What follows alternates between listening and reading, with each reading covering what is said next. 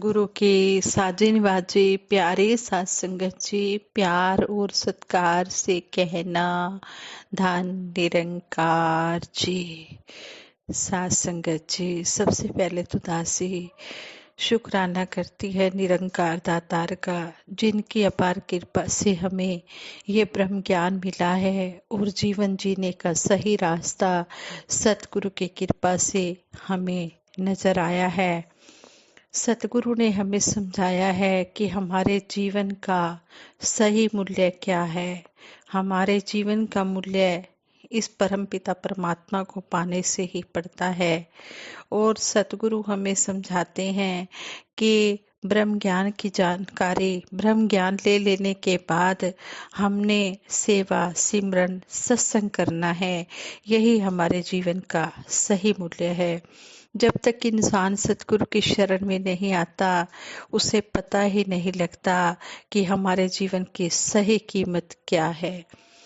हाँ संगत जी, एक स्टोरी द्वारा भी हमें महात्मा समझा रहे हैं।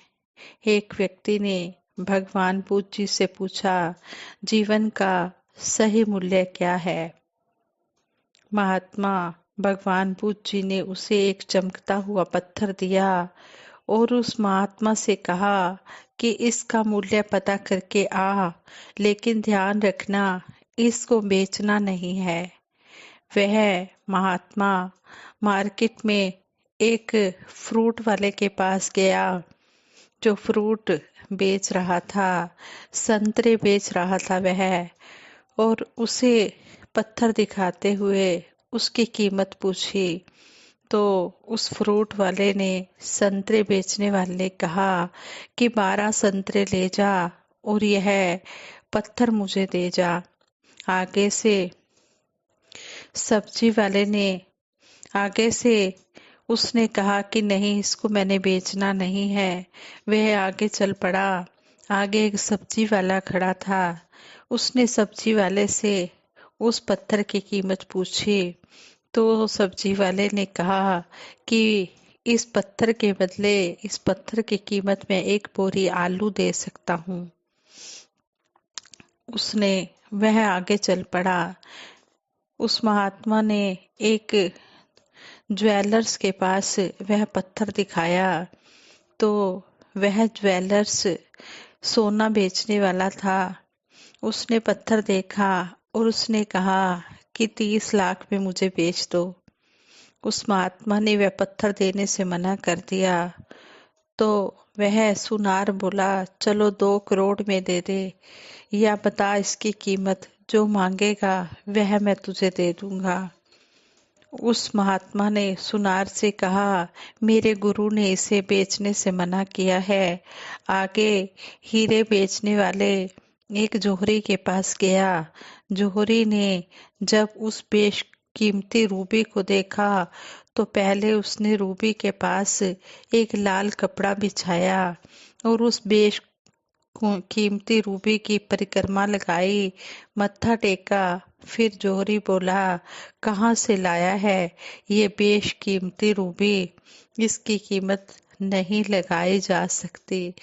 वह महात्मा हैरान परेशान सीधे भगवान बुद्ध जी के पास आया और उन्हें पूरी कहानी सुनाई और बोला, अब बताओ भगवान, मानवीय जीवन का मूल्य क्या है।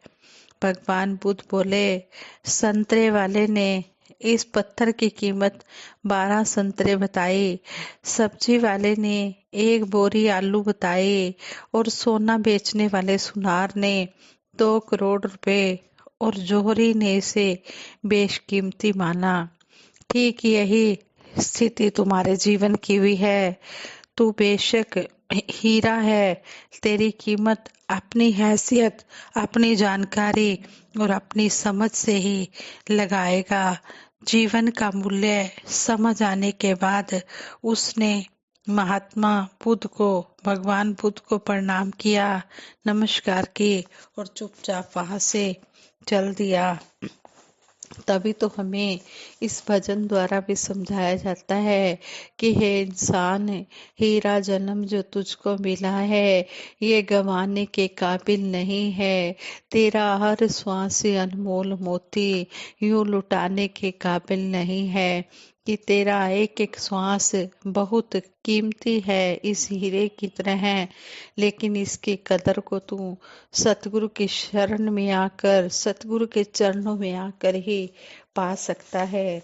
तुझे इन श्वासों की कीमत का सतगुरु ही मोल बता सकते हैं। इसलिए हम सतगुरु का हर पल शुक्राना करते हैं कि सच्चे पातशाह आप जी ने हमें सही रास्ता दिखाया है। संपूर्ण हरदेव बानी में सतगुरु बाबा हरदेव सिंह जी महाराज इस शब्द की ओर हमारा ध्यान दिलाते हुए हमें समझाते हैं, आत्मा को ये ज्ञान का दर्पण जब तक गुरु दिखाए ना, क्या असली स्वरूप है इसका, इसे समझ जन पाए ना। कहते हैं कि जब तक गुरु इस ज्ञान का दर्पण आत्मा को दे नहीं देता, तब तक इस आत्मा को पता ही नहीं लगता कि मेरा असली स्वरूप क्या है, ये क्या करने के लिए संसार में आई हूँ और क्या कर रही हूँ। यदि कोई इंसान जगत में दर्पण से अनजान है, कभी नहीं कर सकता अपनी सूरत की पहचान है। कितना सुंदर यहाँ समझा दिया है कि अगर संसार में इंसान इस ब्रह्म ज्ञान से अनजान है तो वह कभी भी अपनी आत्मा को परमात्मा की पहचान नहीं करा सकता। खुद संवरने को दर्पण के सामने जो जन आता है, कहने का भाव यही सतगुरु बाबा जी समझा रहे हैं कि जब तक इंसान गुरु की शरण में जिज्ञासु बनकर इस ब्रह्म ज्ञान को पाने के लिए नहीं आता, तब तक वह अपनी आत्मा का उद्धार नहीं कर सकता। फिर कहाँ अनजान वो अपनी सूरत से रह पाता है। जब सतगुरु की शरण में आ जाता है तो सतगुरु एक पल में इस परम पिता परमात्मा के दीदार करा देता है, इस आत्मा को इसके पति परमात्मा से मिला देता है। फिर वो रूह अनजान नहीं रह जाती है, उसे अपने मानवीय जीवन के मूल्य का पता लग जाता है। ज्ञान का दर्पण ले सतगुरु से अपने आप को जानेगा, कहे हर देव बंदे तू इस ईश्वर को पहचानेगा। यहाँ पर सारे ही शब्द का सारांश बता दिया गया है कि हे इंसान, जब तक तू गुरु की शरण में आकर अपने आप की पहचान नहीं करेगा, तब तक तुझे ये ईश्वर परमात्मा, इस आत्मा का पति, ये परमात्मा मिल ही नहीं सकता।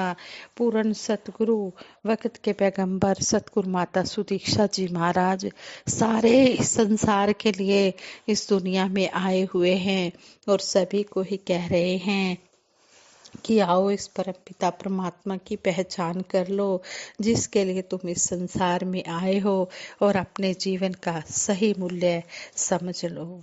हाँ संगत जी, जिन्होंने इस बात को मान लिया है, गुरु के वचन को शिरोधार्य कर लिया है, उन्होंने अपना लोक सुखी और परलोक सुहेला कर लिया है।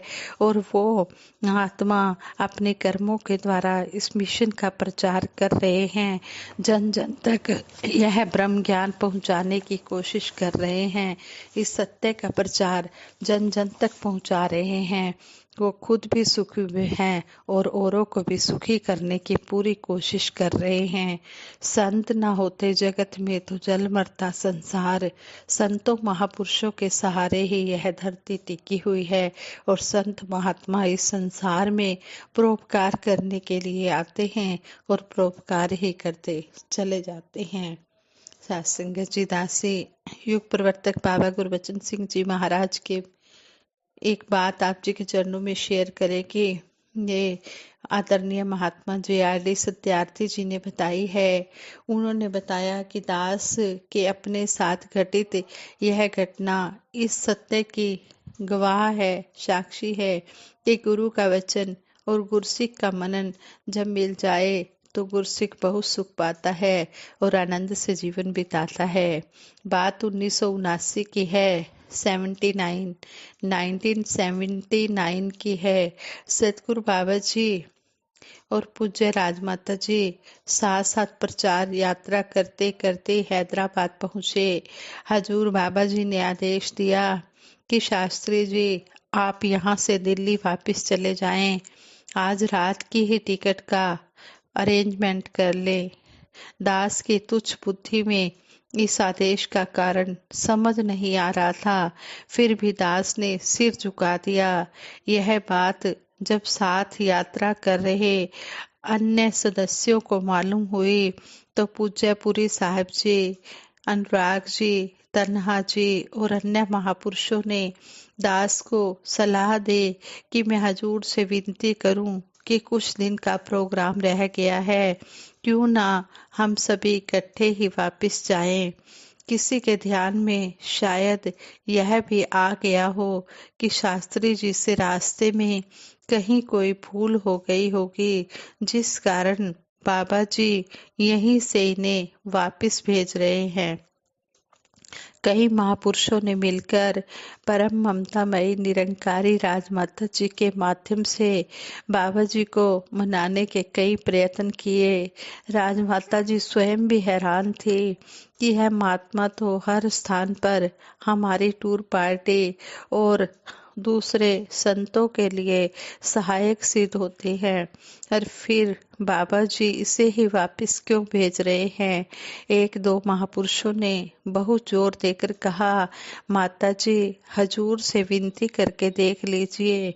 बच्चों की तसल्ली के लिए माता जी ने बाबा जी के चरणों में विनती की तो हजूर ने कहा, शास्त्री जी को मैं दिल्ली इसलिए भेज रहा हूँ क्योंकि वहाँ इनकी सेवा की जरूरत है। कई बार टेलीफोन पर मैसेज आदि देने होते हैं या फिर कुछ ऐसे काम होते हैं जो कोई जिम्मेदार महात्मा ही कर सकता है। इस समय इनकी जरूरत टूर पार्टी से ज्यादा दिल्ली में है। मेरे साथ तो चड्डा साहब भी हैं, वह सारा प्रबंध भी देख सकते हैं और संतों को संदेश देने का हुनर भी जानते हैं। फिर पूरी साहब भी हैं। इस समय दिल्ली ऑफिस में शास्त्री जी का होना बहुत जरूरी है।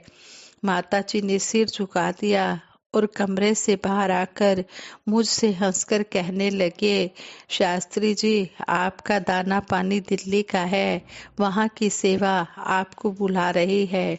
दास ने ममता में माँ के चरण पकड़कर विनती की, मैं तो पहले से ही तैयारी कर रहा हूँ। नौकरी क्या और नखरा क्या, सेवा क्या और मन मर्जी क्या।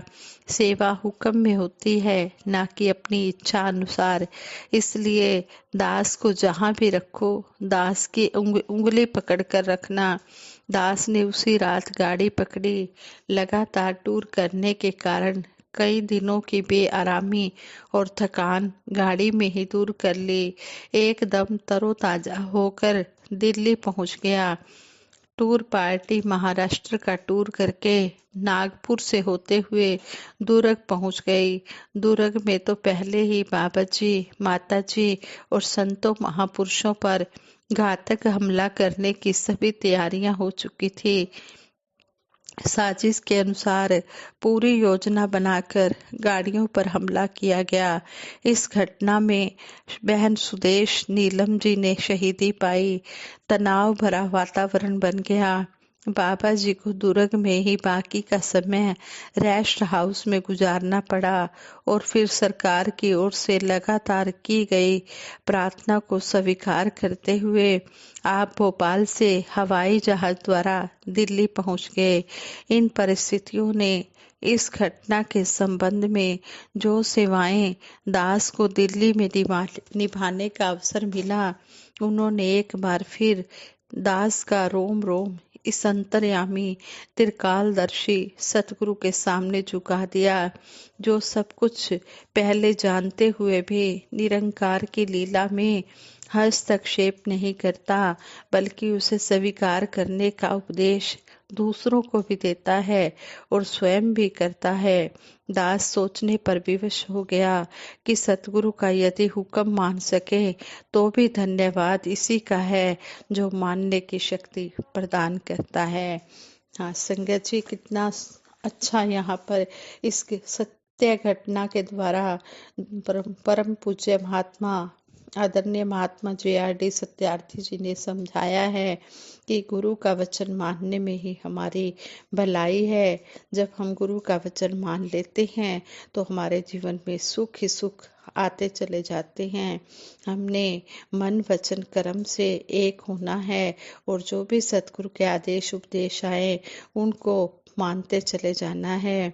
मनिए जेकर वचन गुरु दे उस सतगुर दी होवेगी, आपे सिमरन होवेगा ते दुर्मत दूर खलोवेगी।